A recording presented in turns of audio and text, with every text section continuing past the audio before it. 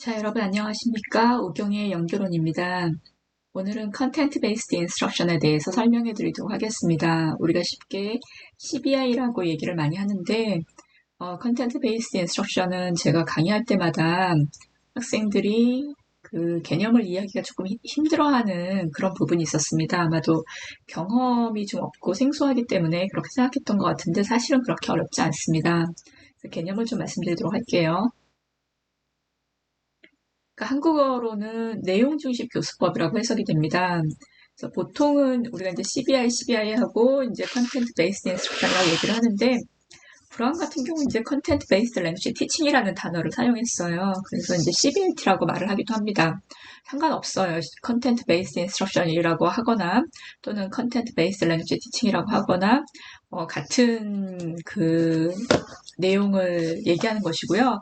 다만 이제 브라운이 그 컨텐트 베이스드 랭귀지 티칭이라고 말하는 이유는 그 언어 중심으로 교육을 하는 그 CBI 중에서도 종류가 여러 가지가 있는데 그 중에서 언어 중심으로 이제 교육을 할 때 그때 이제 CBLT라고 말을 하는 겁니다. 그래서 CBLT의 가장 이제 커다란 특징은 뭐냐면은 그 내용을 언어와 함께 가르친다라는 거예요. 그러면 내용이 뭘 말하는 거냐면은 타 교과 과정을 얘기하는 거예요. 예를 들어서 이제 말레이시아 같은 경우에는 초등학교부터 수학을 영어로 그 가르치게 되어 있는 그런 그 예를 봤거든요. 모든 학교가 그런 건지 뭐 그 학교가 공교육 뭐 그렇게 되는 건지 사실은 잘 모르겠으나 그러면 수학 과목 이것이 내용이 되는 것입니다. 그래서 수학 과목을 영어로 가르친다? 그러면 언어 교육과 수학 교육이 동시에 된다는 것이죠. 뭐 미술을 영어로 가르친다? 여전히 CBI입니다. 그래서 CBI의 특징은 교과 과정이 이 언어 교육을 위해서 대부분의 이제 우리 영어 교재들은 영어를 가르치기 위해서 그 내용들을 만들어내기 마련인데 이 CBI는 그 교과 과정이 타 교과목의 내용을 바탕으로 하고 있다는 거, 이게 가장 커다란 특징이에요. 그러다 보니까는 타 교과목의 내용을 바탕으로 하고 있다는 거는 실질적으로 사용되는 언어, 실질적으로 사용되는 본문, 이런 것들이 들어가게 되는 것이죠. 그렇다면 이 언어 수업이 학생들이 가지고 있는 어떤 특정한 학습 목표 있지 않습니까? 여기서 말하는 특정한 학습 목표라는 건 교과 과정의 학습 목표를 얘기하는 거예요.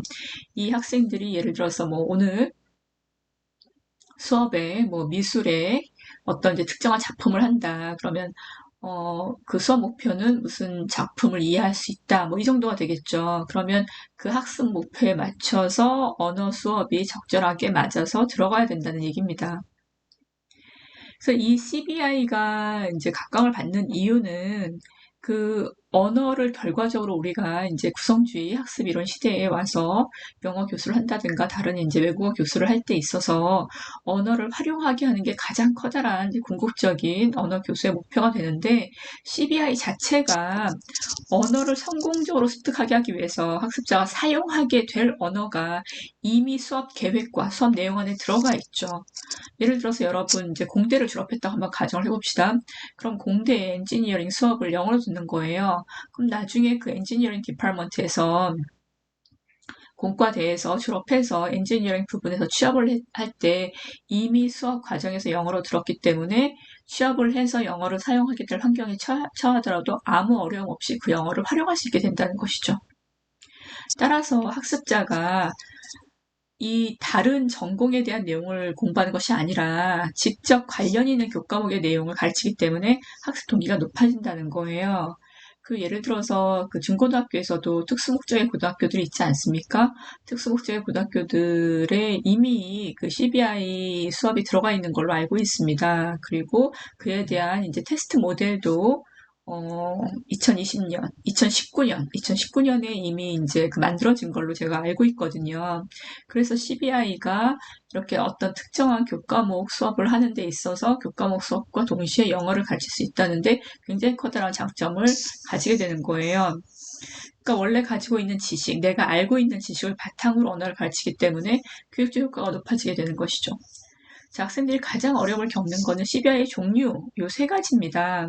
그래서 보통 이제 우리가 Sheltered Content Instruction 또는 Sheltered Instruction이라고 보통 얘기를 하는데, 이 Sheltered Instruction이 CBI 중에서 제가 말씀드렸듯이 뭐 공대에서 영어로 전공 과목 수업을 한다든가, 아니면 뭐 특수목적의 고등학교에서 그 전공 부분들을 영어로 수업을 한다든가 이런 것이 sheltered instruction이에요. 그럼 sheltered instruction에서 교수자는 누가 되겠습니까? 전공 교수님이 되는 거예요. 그러면 이 사람이 언어에 대한 지식을 갖고 있겠습니까?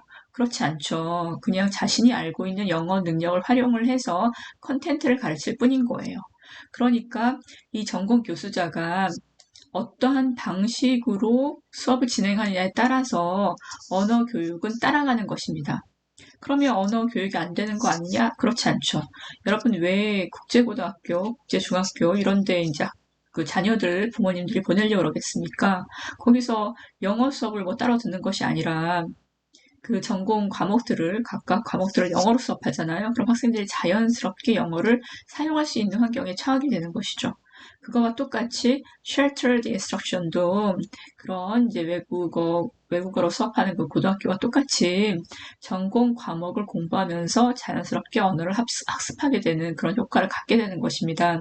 이름이 왜 sheltered냐 하면은 처음에 이제 CBI가 만들어졌을 때 그 UCLA에서 유학원 학생들이 전공 과목을 들을 거 아닙니까?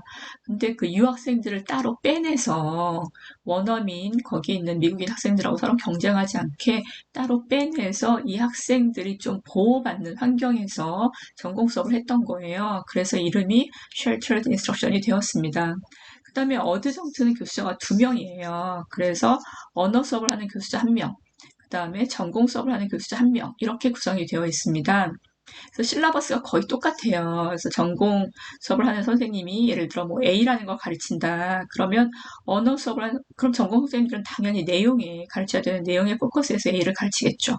그러면 언어 수업을 하는 선생님들은 이 내용을 제대로 학습할 수 있는 A의 언어적인 측면을 중점적으로 가르치게 되는 것입니다. 그래서 실라버스 상의 강의 그 진도가 거의 똑같이 나갑니다.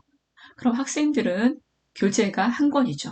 교재가 한 권인데, 물론 이제 뭐 언어 선생님이 부교재 쓸 수도 있고, 뭐 정원 선생님이 부교재 쓸 수도 있지만, 교재가 한 권인데, 이 한 권의 교재를 가지고 2명의 선생님이, 즉 한 권의 교재를 가지고 2과목을 듣는 겁니다. 2명의 선생님이 한 사람은 전공 내용에 충실하게, 한 사람은 그 전공 내용을 습득하기 위한 언어의 기능에 충실하게 이렇게 가르치는 것이 어드정트 인스트럭션이 되겠습니다. 마지막에 이제 theme based instruction인데 이 theme based language instruction은 이거는 너무 지금 광범위하게 쓰여서 이게 거의 CLT 밑으로 들어간 상황이에요. 이게 CBI의 원래 하나의 종류였는데 theme based가 그 영어 수업에 광범위하게 쓰이기 때문에 거의 뭐 팀 베이스드 랭귀지 티칭이라 그래서 따로 컨텐트 베이스드 랭귀지 티칭, 그 커뮤니커티브 랭귀지 티칭 그 밑에 들어간 거의 그러한 양상을 가지고 있습니다. 그래서 팀 베이스드 랭귀지 티칭은 뭐냐면은 예를 들어 이제 교재가 하나의 주제가 아니라 챕터 1, 챕터 2, 챕터 3 해서 이게 다 다른 거예요. 챕터 1은 예를 들어 뭐 뮤직에 관한 거다. 그러면 이제 챕터 2는 전혀 다른 전공에 관한 거, 뭐 이코노믹스, 소셜 사이언스, 뭐 이런 식으로 구성이 되어 있는 겁니다. 즉, 각 과마다 다른 팀을 바탕으로 그 랭귀지 인스트럭션이 일어나는 것이죠.